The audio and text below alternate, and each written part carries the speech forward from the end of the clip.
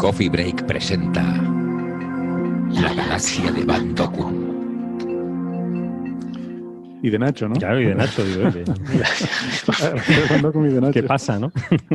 Bueno, y de mucha gente, ¿no? Y de mucha gente. Literalmente han llovido ríos de tinta con Y cada día de Ríos más de gente, tinta, sí. ¿no? NGC Bueno. 1052 DF2. Esta es la DF2. A ver si me aclaro yo, que os estuve escuchando en el anterior programa. Es que también está DF4. Claro, y me hago un lío con las DFs. 4, DF44, Claro. 44 también. DFX1, Son lo todas que quieras. pares, ¿verdad, Nacho? Todas las galaxias que tienen cosas raras de materia oscura son pares, ¿no? Requisito. Creo que sí. Hacemos una pequeña introducción. Sí, por si claro, ¿no? a ver, puede haber alguien que no haya escuchado todos los coffee breaks anteriores. Me han dicho Quedan poca que eso gente. pasa. Hay cierta polémica porque este investigador Pieter van Dokkum, que tiene un nombre que mola mucho, que es además pues catedrático o algo así de astronomía en la Universidad de Yale, o sea, un pope de la astronomía mundial, utilizando un instrumento que es este Dragonfly, que bueno, es una cosa un poco ingeniosa. Se trata de hacer una especie de pequeño telescopio con muchos teleobjetivos, que no sé, Nacho, si son hasta comerciales, ¿no? De estos los que se usan para cámaras fotográficas, ¿no? Son objetivos de estos de paparazzi que puedan usar. Por ejemplo, los que vemos en los campos de fútbol, ¿no? Cuando hacen esos zoom tremendos, Sí, cuando se ven los típicos reporteros, pues esas cámaras así, con esos teleobjetivos que pueden tener a lo mejor 14 o 15 centímetros de diámetro, ¿no? Pues juntando muchos de esos, hacen un telescopio con un campo muy grande y les permite observar campos grandes y ver muchas galaxias en imagen, por supuesto, ¿no? Todo esto es haciendo solo imagen. Y con eso, pues, encontraron estas galaxias interesantes en un campo. Estas son galaxias de las que le gusta estudiar a Nacho y nos ha hablado de ellas en alguna ocasión, que son galaxias que el grupo de Van Dokkum llama ultradifusas, porque están como muy extendidas, pero tienen un brillo superficial relativamente bajo. Creo que a Nacho no le gusta esa definición, ¿no? Tú las llamas de bajo brillo superficial, ¿no? Son galaxias de bajo brillo superficial, son más o menos 10 veces más débiles que el cielo más oscuro que podemos observar en la Tierra. Es decir que, bueno, te puedes imaginar, ¿no? Te vas al Roque de los Muchachos, miras el cielo más negro, el más oscuro, bueno, pues todavía eso es 10 veces más tenue, o incluso 100 veces, dependiendo de la galaxia que se esté explorando, para que te hagas una idea de lo extremadamente transparente, si quieres, que son, ¿no? Extremadamente son galaxias que tienen una densidad de estrellas muy baja, realmente, ¿no? Es lo que está sí, diciendo. son equivalentes como a observar la parte más externa de nuestra galaxia. Por ejemplo, cuando uno se va a regiones donde ya encontrar otra estrella cuesta bastante, ¿no? Porque están bastante alejadas unas de otras. Es decir, que son, de hecho, cuando uno mira fotos de estas galaxias, puede ver las galaxias que están en la parte, digamos, más allá, ¿no? Es decir, las galaxias de fondo, las puedes ver porque hay pocas estrellas entre ellas, ¿no? Y entonces lo que pasó es que en esta galaxia DF2 en principio, pues publicaron un artículo en Nature, el grupo de Van Dokkum, afirmando que esta galaxia pues prácticamente no tenía, de hecho, originalmente decían que era una galaxia que no tenía materia oscura, luego ya lo suavizaron un poco diciendo que era una galaxia deficiente, altamente deficiente en materia oscura. O sea, una galaxia normal, pues sabemos que el 80% de su masa es materia oscura y solo el 20% son estrellas y materia ordinaria, y ellos llegaron a la conclusión de que esta galaxia tenía una serie de anomalías, esta DF2. Una de ellas es que prácticamente no tenía materia oscura. Luego tenía otras anomalías, como que, por ejemplo, los cúmulos globulares eran anómalamente brillantes. Y anómalamente grandes. Y anómalamente grandes, claro. Y esta conclusión, sobre todo la más llamativa, la de que no tenía materia oscura, pues claro, está basado un poco en que tú mides a partir del brillo de las estrellas que ves, te haces una idea de cuánta masa hay en estrellas. Y a partir de los cúmulos te haces una idea de la masa dinámica, por cómo orbitan los cúmulos. Entonces, comparando la masa dinámica, que es la masa total con materia oscura, y la masa en estrellas, que es la que ves en la imagen, pues puedes saber si la cantidad de masa oscura es mucha o poca, ¿no? Esa era un poco la situación que tenían. Y claro, esto es importante porque en principio, como digo, las galaxias normalmente tienen un 80% de masa en materia oscura y se supone, ¿no?, en los modelos de evolución cosmológica, pues que habrá algunas galaxias que hayan perdido materia oscura por interacciones gravitacionales con otras, pero bueno, hasta ahora no se conocen ningún candidato confirmado, y esta hubiera sido, en principio sería la primera, y por tanto pues tuvo mucha repercusión. Lo que pasa luego, un montón de gente empezó a criticar ese trabajo en varios frentes. Y una de las críticas quizás más punzantes pues son del grupo de Nacho, que ellos se dieron cuenta de que probablemente, por lo que ellos habían podido estimar con sus cálculos, con sus observaciones, el grupo de Van Dokkum había estimado mal la distancia a esta galaxia. Ellos estimaban que la galaxia estaba a 22 megaparsecs, mientras que, según el grupo de Nacho, estaría a 13 megaparsecs y no a 22. O sea que hay casi un factor 2 en la distancia.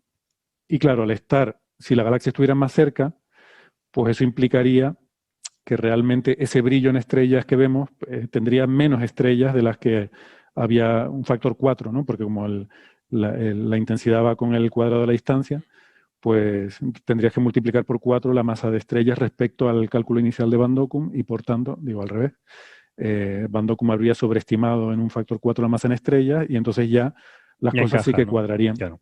Y también los cúmulos globulares serían cúmulos normales, o sea que resolverías varias anomalías de la galaxia, ¿no? Bueno, esos son un poco los episodios anteriores, ¿no? En episodios anteriores, sí. En episodios anteriores. Vale, déjame hacer unas pequeñas puntualizaciones a lo que has comentado. Sí. La distancia original que ellos proponían era 20, ahora es cuando dicen que es 22, es decir, más lejos. Es decir, que extreman todo, es decir, todo es más extremo. Es decir, hay todavía menos materia oscura, los cúmulos globulares son más brillantes, los cúmulos globulares son más grandes todavía de lo que ya decían que eran, ¿no? Es decir, todavía se extrema más la anomalía, digamos, de este tipo, de esta galaxia. Y el otro comentario, antes de empezar a discutir los nuevos artículos, es que cuando comentas de que la cantidad de materia oscura que hay en la galaxia es esperada, ¿no? Que dices que es el 80%, la cantidad de materia oscura depende de la galaxia, es decir, el porcentaje que está dando creo que es para galaxias como la nuestra, como la Vía Láctea. Cuando te vas a galaxias más pequeñas, con menos estrellas, la diferencia entre materia oscura y materia estelar crece, de forma que todavía la tensión es mucho mayor. Estaríamos para a lo mejor factores 30, 40, 50, incluso 1000, se ha llegado a decir en alguna galaxia muy, muy pequeñas, ¿no? que básicamente son acumulaciones de materia oscura con 2 o 3 estrellas sueltas. Es decir, que te quiero decir que pero déjame contarte una cosa. Esa diferencia es por, o sea, la relación materia oscura-masa bariónica se mantiene, y el hecho de que tengan menos estrellas es porque son galaxias que tienen más gas y menos estrellas, han formado menos estrellas. No necesariamente. Tiene que ver con es un compromiso entre la eficiencia, en la transformación, es decir, tu eficiencia al ser capaz de transformar el gas que tienes en estrellas, y a la vez la eficiencia que tienes de procesos debido a la formación estelar o al proceso del agujero negro central supermasivo en parar la formación de estrellas. Es decir, esos dos procesos sabes que están generando retroalimentación en la formación de estrellas, y que por lo tanto el juego entre esos dos fenómenos es el que te da la cantidad de estrellas finales que tienes en un halo. Es decir, el halo de materia oscura más eficiente formando estrellas, donde las supernovas, por ejemplo, no pueden parar la formación estelar porque el campo gravitatorio es lo suficientemente intenso, y a la vez no tienes un agujero negro supermasivo muy grande como para inyectar mucha energía en el medio, eso es lo que se cree ahora, sería el rango del halo de materia oscura de la Vía Láctea, por ejemplo, de galaxias como la Vía Láctea, donde ahí es la máxima eficiencia formando estrellas. ¿Vale? Bueno, pues si quieres me meto ya en comentar las novedades. Sí, empezamos por el artículo de Van Dokkum. De acuerdo. Vale. Bueno, pues la novedad es que como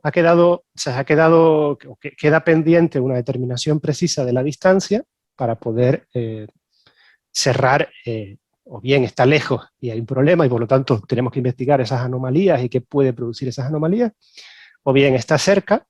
Y entonces se trata de una galaxia más normal, no sería anómala en ningún sentido, y bueno, se resolverían todas las novedades. Entonces, La idea es tratar de medir la distancia de forma precisa. Y para eso hay la mejor forma que tenemos para galaxias en ese rango de distancia es medir lo que se llama el tip, que sería algo así como la cabecera el brillo de las estrellas gigantes rojas, de la rama de las gigantes rojas.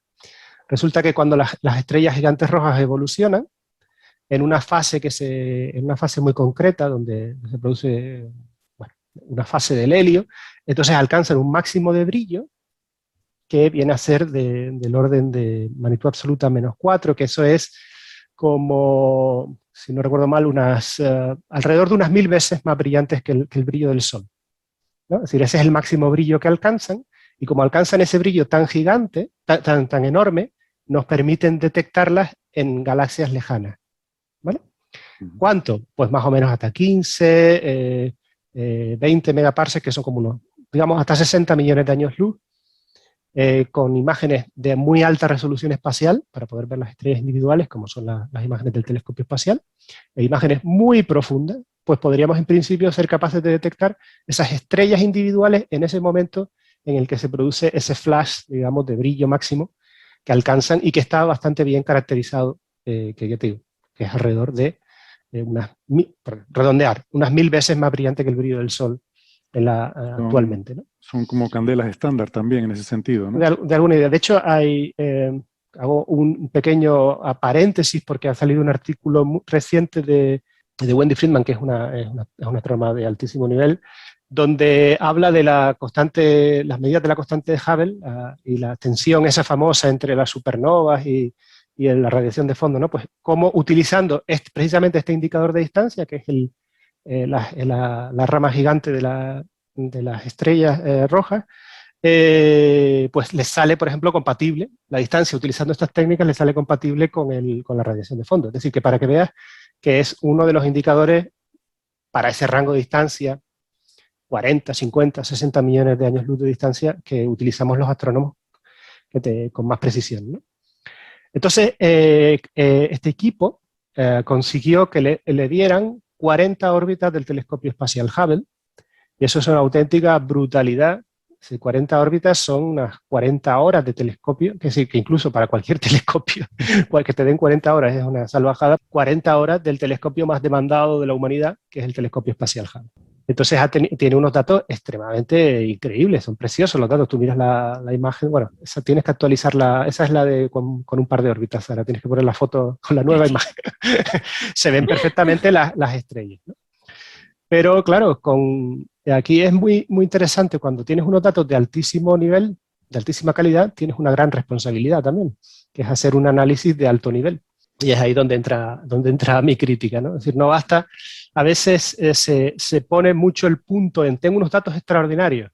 Sí, pero los datos no hablan solos, los datos hay que saber interpretarlos. Hay que tratar. Hay que saber, de hecho, es por lo que estábamos justo hablando antes. O sea, yo puedo tener unas medidas ultra precisas y, sin embargo, unas mediciones ultra precisas y, sin embargo, no ser capaz de inferir el parámetro que estoy buscando con precisión. Bueno, pues entonces estos datos se han hecho, o sea, ellos al pedir los datos y al concederles el tiempo, por supuesto tienen una ventaja competitiva con respecto al resto de los astrónomos, ya que tienen los datos de forma propietaria durante un tiempo. Es decir, hace relativamente poco que se han liberado los datos y nosotros hemos tenido acceso a ellos. Bueno, pues entonces resumiendo... Perdona, Nacho, me parece interesante de comentar para la gente a lo mejor que no sepa cómo funcionan estas cosas, ¿no? Pero lo has planteado en el sentido negativo, pero se le puede dar la vuelta, ¿no? Y decirlo, fíjate qué bueno es cómo funciona en este caso un telescopio espacial como el Hubble, que alguien a quien se le concede tiempo de observación, pues va, observa, tiene un tiempo para estudiar los datos y para aprovecharlos, y pasado ese tiempo, esos datos se hacen públicos para el resto de la comunidad.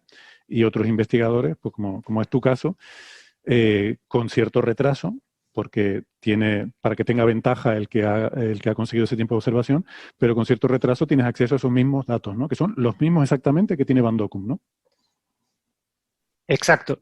Típicamente, dependiendo del telescopio, ese tiempo propietario pues, puede oscilar entre un año, es el típico tiempo de retraso que te permiten tener eso. En el caso del telescopio espacial Hubble están teniendo una política un poco más agresiva y están permitiendo ya utilizar los datos de forma pública en 6 meses. Veo que Francis sí tiene la imagen nueva donde se puede comparar. Ahora puedes ver la misma imagen, puedes ver las estrellas resueltas y en el otro costaba verlo, ¿no? Ahora estamos en esa fase en la que ellos han publicado un artículo en la que ellas que dicen que la distancia es, como digo, más extrema todavía, los ponen más lejos, y estamos en la fase ahora nosotros de analizar esa distancia y nos sale la distancia cercana. Es decir, que... Más cercana. Sí, nos sale la distancia más... No, más cercana no. No más cercana todavía de lo que teníais. No, dentro de los errores no sale compatible. De todo modo, todavía no quiero indicar un número concreto porque hasta que no esté bien hecho no tiene demasiado sentido y puedo oscilar un poco. Pero bueno, el resumen es que no nos sale lo mismo. Entonces, ¿por qué creemos nosotros dónde creemos que están los problemas de interpretación de los datos que tienen ellos, ¿no? Porque los datos son iguales. Es decir, esto es muy, muy curioso. Es decir, ¿por qué teniendo los mismos datos llegamos a conclusiones tan diferentes? Francis, por aquí preguntan que si esa imagen que tienes con el zoom, el cuadradito que está ahí empleado, que si esa es la resolución que da el Hubble. Sí, eso es. Cada puntito, los puntitos, esos son estrellas individuales. Son estrellas individuales. O sea, la nubecita que se ve a la izquierda es la galaxia de F2, ¿verdad? Sí. Sí. Y esos puntitos que se ven en el cuadrito son estrellas individuales. Estos son estrellas individuales, sí. Efectivamente. De hecho, esta no es la mejor imagen. Hay una imagen que ha hecho la NASA, donde todavía ellos ajustan mucho mejor. Si la puedes encontrar, a lo mejor, Sara, vete a la nota de prensa de la NASA. Sí. Ahí todavía se resaltan más las estrellas y se ven el color rojo que tienen y que corresponden a eso que estamos diciendo, de que son estrellas gigantes rojas, de ese fondo, esas estrellas puntuales rojas frente a un fondo azul de estrellas. Cuando se resuelven las galaxias en estrellas, es como ese momento, a mí me parece un momento místico. Muy bien, gracias por seguirnos acompañando. Retomamos la conversación donde lo habíamos dejado, que era cómo es posible que con exactamente los mismos datos se lleguen a conclusiones tan diferentes. Nacho, creo que nos ibas a contar que llegabas a conclusiones diferentes a las del grupo de Van Doku. Sí. Vamos a ver si puedo explicar eso. A ver, los datos, cuando llegan los datos al ordenador del científico, del investigador, nunca vienen, no nos vienen dados los datos puros, digamos, ¿no? No nos viene solo lo que nos interesa medir, sino nos viene lo que nos queremos medir junto con otro montón de información, que es ahí donde la labor, digamos, del científico toma su papel, que es decir, qué son los datos que realmente me van a dar la información y qué es contaminación sobre esos datos. Por ejemplo, en la imagen de esta galaxia se ve muy claramente, hay un montón de estrellitas resueltas, los estoy viendo, pero hay un montón de cosas que no son estrellas necesariamente. Ahí, por ejemplo, ves otras galaxias de fondo, que se ven claramente que son galaxias que no tienen nada que ver, pero hay otras galaxias que todavía están más lejos, que también son, que nos aparecen como puntos y que por lo tanto nos están contaminando la imagen. Hay también un montón de estrellas de nuestra propia galaxia, en la misma línea de visión hacia esta galaxia. Nuestra propia galaxia tiene estrellas en el halo de nuestra propia galaxia que se encuentran de camino a estas que estamos mirando, ¿no? Y que por lo tanto también contaminan nuevamente las detecciones. Es decir, que una vez tengo mi imagen, tengo que ser capaz de extraer solo aquellas estrellas que realmente pertenezcan a esa galaxia. Entonces, para hacer eso, lo que hacemos es hacemos un montón de cosas, ¿no? Intentamos quedarnos solo con las fuentes puntuales, que son las estrellas. Además, intentamos hacer una limpieza de fuentes, de tal manera que aquellas estrellas que no se correspondan con el color típico que estamos interesados también las quitamos, pero aún así siempre nos queda una pequeña contaminación. Vale, pues cuando uno hace lo mejor posible, entonces lo que hace es generar un catálogo de estrellas y estudia lo que se conoce como el diagrama color-magnitud, ¿vale? Y en ese diagrama color-magnitud trata de identificar la posición de esas estrellas que se encuentran esas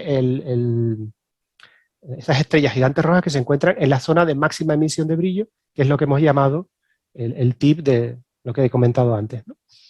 Entonces, tratamos de identificar esa caída brusca en el número de estrellas gigantes rojas debido a que más brillante que eso no hay nada en esa galaxia. La punta de la rama de gigantes rojas, ¿no? Sí, la mayoría de las estrellas que están en esa fase están en gigantes rojas son más débiles, pero cuando llegamos a ese momento de máxima emisión, generan un salto abrupto en el número de estrellas que hay en la rama de gigantes frente a lo que está ya por encima, que son unas fases muy, muy extrañas, y ahí apenas hay estrellas. Entonces, uno analizando la densidad de estrellas gigantes rojas en esa fase de máximo brillo, sería capaz de detectar exactamente a qué magnitud aparente se encuentran, y como conoce la magnitud absoluta, de ahí sacar la famosa distancia de luminosidad e inferir una... Eso es lo que se hace.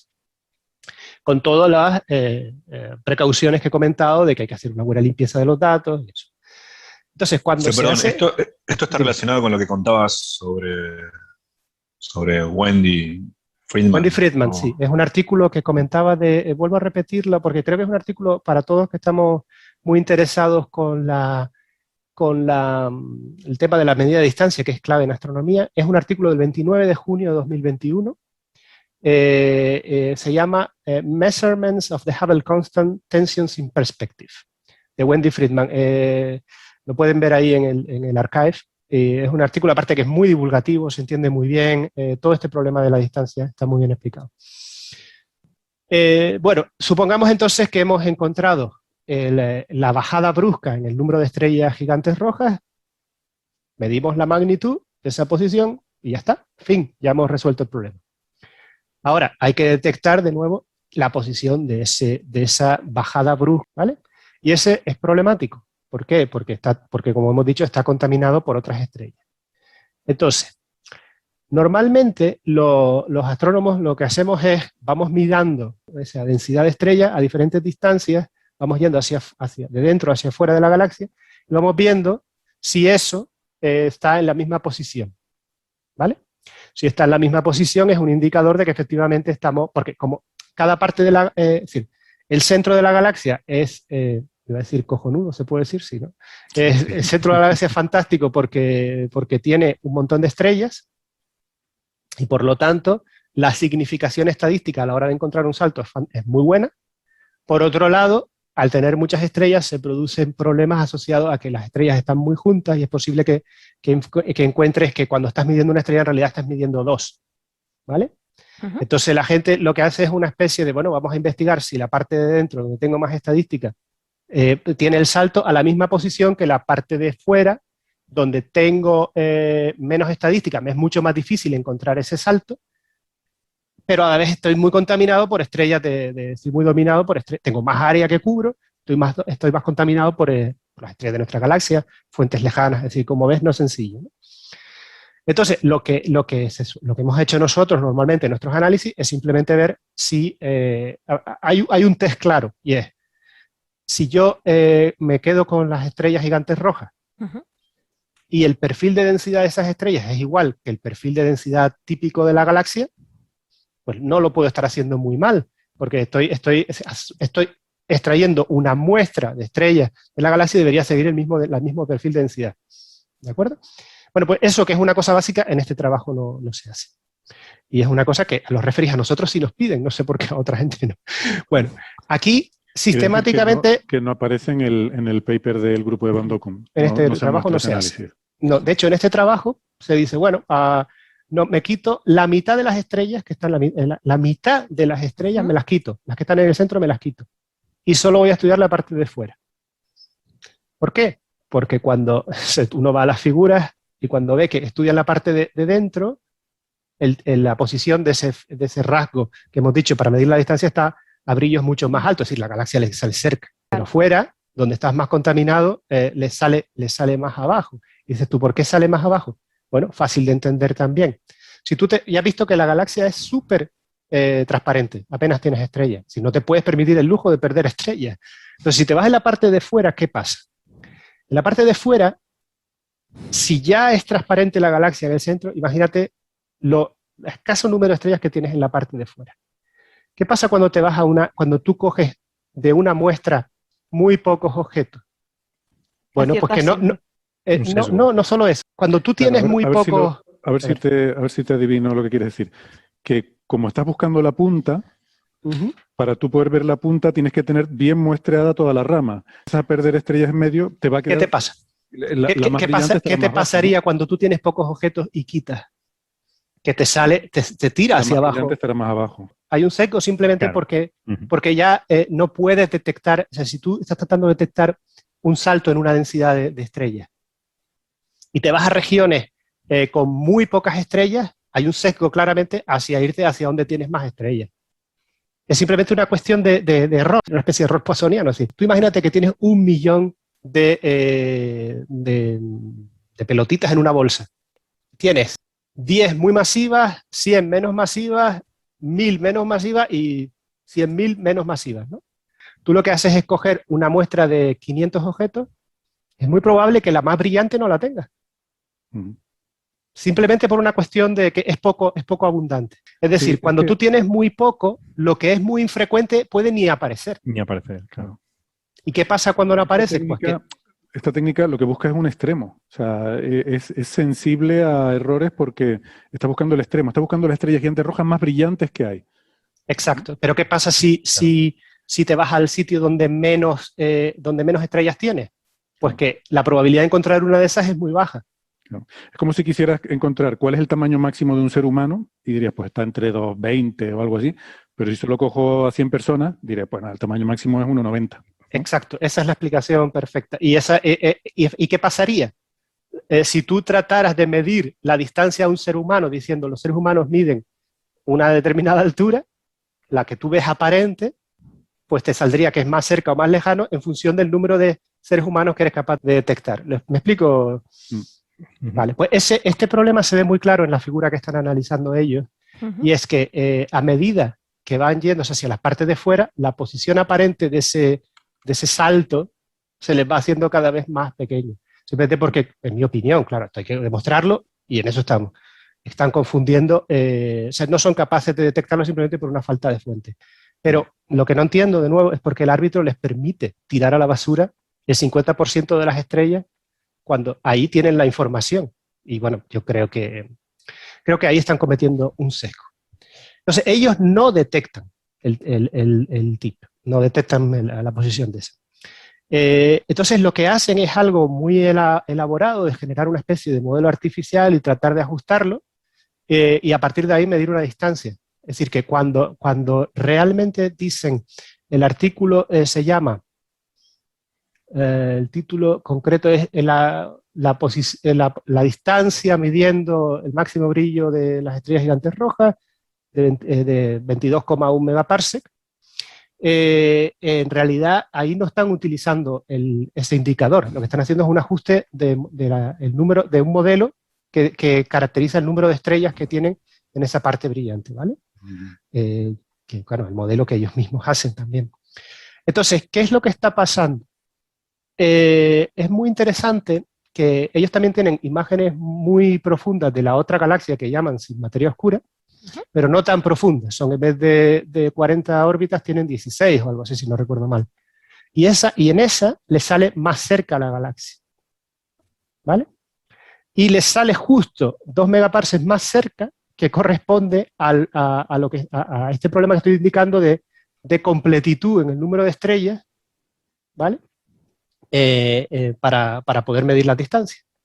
Entonces, yo creo que aquí están, en mi opinión, tenemos que demostrarlo, pero bueno, todo apunta en mi opinión que es así, están cometiendo un sesgo a la hora de medir la distancia. Y pregunto de ignorante, pero ¿cuán sensible es algo así como 2 megaparsecs? O sea, ¿cuán importante es una discrepancia en eso? Vale, ¿te refieres a la hora del contenido de materia oscura? Sí. Vale. ¿O 2 megaparsecs, digo, parece tanto o no? Es que 2 megaparsecs, Gastón, es como todo. 2 megaparsecs no es nada si estás a 1000 megaparsecs y lo es todo si estás a 10. Sí, pero entonces, en particular para el indicador de materia oscura. Aquí es importante porque, de todos modos, bueno, 2 megaparsecs, bueno, pues te puede bajar, no sé, la cantidad, a lo mejor un 20 o un 30%, que no es importante. Aquí yo no estoy hablando de que haya un error típico en la medida, sino un sistemático en cómo se detecta una distancia. Y eso sí es un factor 2, que como Héctor indicaba, pues te puede pasar de casi hasta factor 4 o 5 en la cantidad de materia oscura que puedes estarte equivocando. ¿vale? Entonces, sobre todo porque recuerda Gastón, que aquí la clave es que cuando más cerca estás, la clave no es la cantidad de materia oscura, sino la contribución del brillo de las estrellas. Esa es la clave, ¿vale? Si te equivocas un factor 2 en la distancia, cuando estás muy cerca, como la luz decae como recuadrado, debe decaer el brillo, entonces te equivocas un montón, ¿vale? Entonces es por eso por lo que cuanto más... por eso vuelvo a insistir que 2 megaparsecs, si estás a 1000 no importa, 2 megaparsecs si estás cerca puede ser la vida, ¿no? Vale. Estabas diciendo que es la distancia entre DF2 la y diferencia DF4. de distancia entre lo que miden a DF2 y lo que miden a DF4. Que también nosotros consideramos que está mal medida por las mismas razones la distancia de F4, pero lo que te quiero decir es que ellos hacen toda una discusión sobre lo que puede significar que la distancia entre esas dos galaxias que ellos pensaban que estaban en el mismo grupo ahora estén a 2 megaparsecs de diferencia. Entonces hacen todo tipo de lucubraciones si una está, si están en el grupo, si no están en el grupo, en fin. Bueno, ya es una cuestión demasiado... Pero que es otra discusión, ¿no? Sí. ¿Quieres rápidamente hablar de... no sé si hay algo más sobre lo de las distancias, ¿no? Pero veo un también... momento, Héctor, una pregunta. En el artículo anterior en el que estiman por esta técnica la distancia de F4, ¿usan exactamente el mismo modelo? Sí, para es la misma, el pico. es la misma idea y también rechazan la mitad de las estrellas centrales. Vale, en su argumento, claro. O sea, no decía que que no sabía eso, es interesante, porque lo de las conclusiones que sacan no es solamente lo de materia oscura, sino cuestiones morfológicas acerca de si pertenecen o no al mismo grupo. Claro. O sea, hay más de una conclusión que podría depender. No, muchísimas. De hecho, siempre hemos estado hablando hemos enfocado, porque igual que lo de la vida y la geología que comentaba Sara antes, el titular mediático es la materia oscura, ¿no? Por la palabra oscura, me imagino. Entonces, todo el enfoque mediático y el enfoque ha sido hacia el tema de la materia oscura, que casi es anecdótico. Se conocen mecanismos para formar agrupaciones de estrellas sin materia oscura. Por ejemplo, cuando se producen fusiones de galaxias, hay ramas que saltan, que del gas condensa y forma estrellas, y ahí no hay materia oscura, por ejemplo.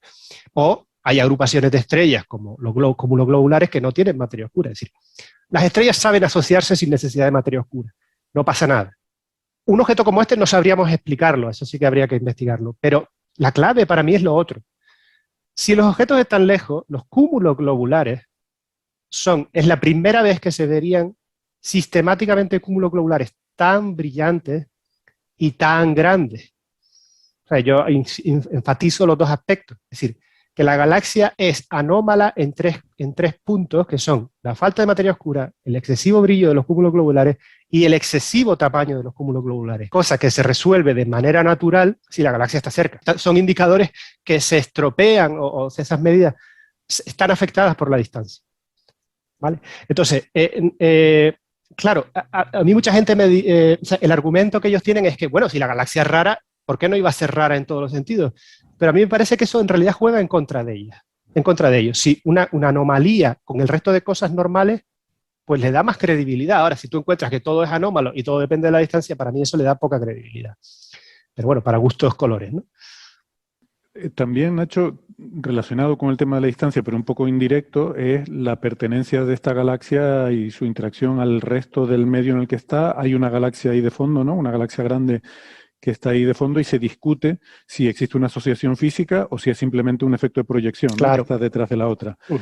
Inicialmente todo este tema, inicialmente su afirmación de que esta galaxia podía estar lejos viene dado por el hecho de que hay otra galaxia grande de la que podría ser esta galaxia es un satélite que se encuentra a una distancia que creemos que se ha medido más o menos bien la distancia, que es efectivamente esos 20 megaparsecs, esos 60 millones de años luz. Pero un análisis de la distribución de galaxias en el campo que hicimos nosotros nos demostró que hay otra galaxia que está más cerca, que está a esa mitad, ¿no? A esos 13 megaparsecs. Entonces tenemos una grande a 20 y otra más pequeña a 13. Entonces, toda la clave es decir, bueno, las galaxias enanas no suelen estar sueltas, suelen ser satélites de algo, ¿vale? Entonces, ahí estamos mirando una región del cielo que es particular porque hay dos grupos en proyección. Un grupo más cercano y otro grupo más lejano. Entonces el debate es, ¿estos son satélites de qué estructura?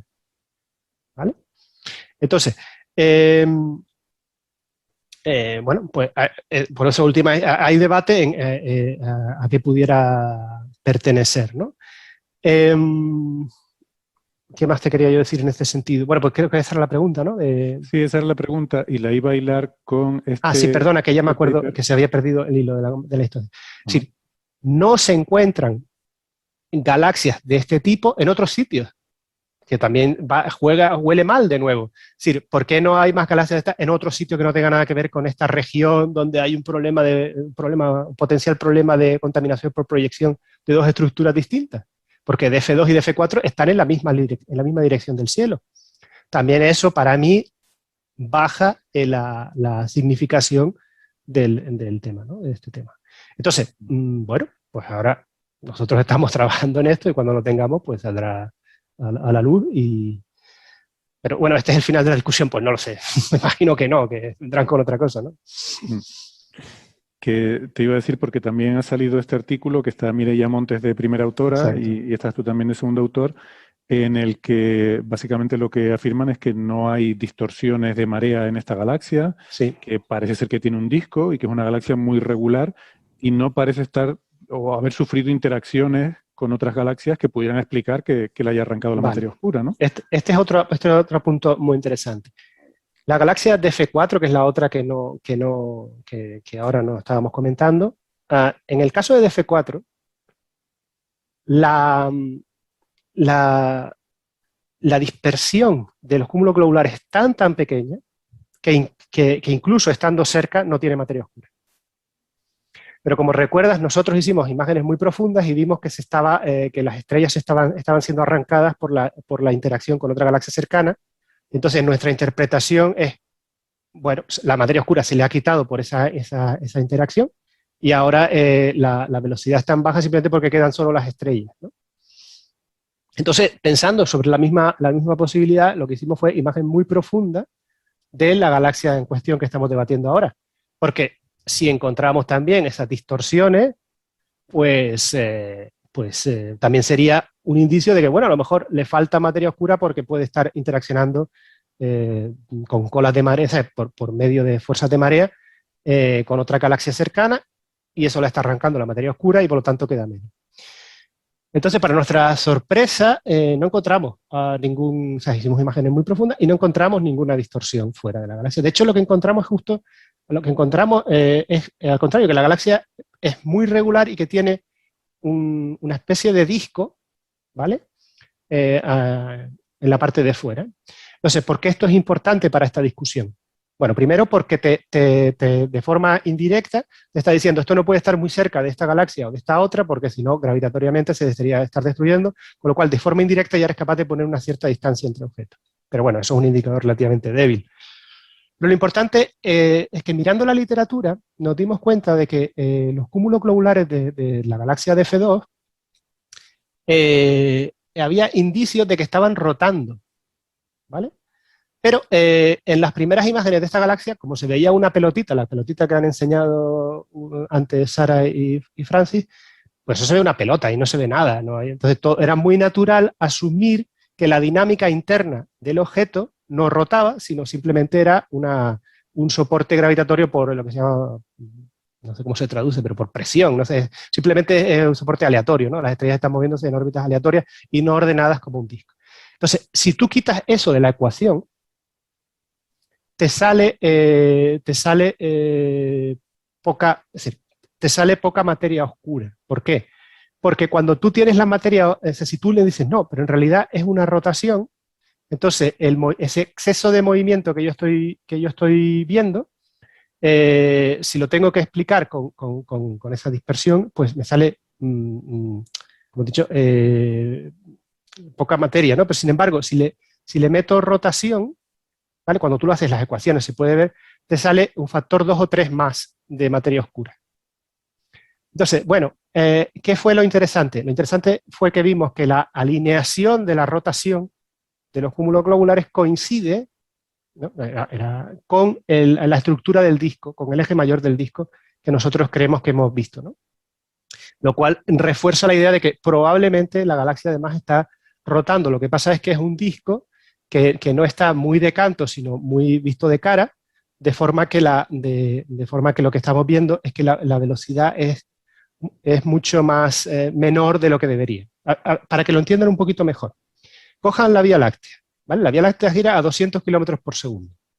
Si yo la veo de canto, mido exactamente 200 kilómetros por segundo porque estoy justo en la visión tal que la máxima velocidad de venida y de ida del objeto coincide con la velocidad de la galaxia. Si ahora esa galaxia la pongo de cara, aunque la galaxia esté rotando 200 kilómetros por segundo, no puedo medir esa rotación, ¿verdad? Porque lo que veo, pues esta galaxia, lo que estamos diciendo nosotros es que tiene un disco con poca inclinación con respecto a nosotros, con lo cual la inferencia que se había hecho de la rotación y por lo tanto la cantidad de materia oscura que tenía, al no suponer que había rotación, ¿vale? Al quitarlo, no se hace esa corrección de inclinación y por lo tanto sale que hay menos masa, menos materia oscura de la que hay. ¿Vale? Ahora nosotros lo que estamos proponiendo es, no, hay un disco, cuidado, tengan en cuenta que si hay un disco y está con poca inclinación, tienes que deproyectar y ponerlo, digamos, de canto para poder medir la velocidad real, que sube bastante y eso hace que se incremente la cantidad de masa por ese factor 2 o 3 que comento.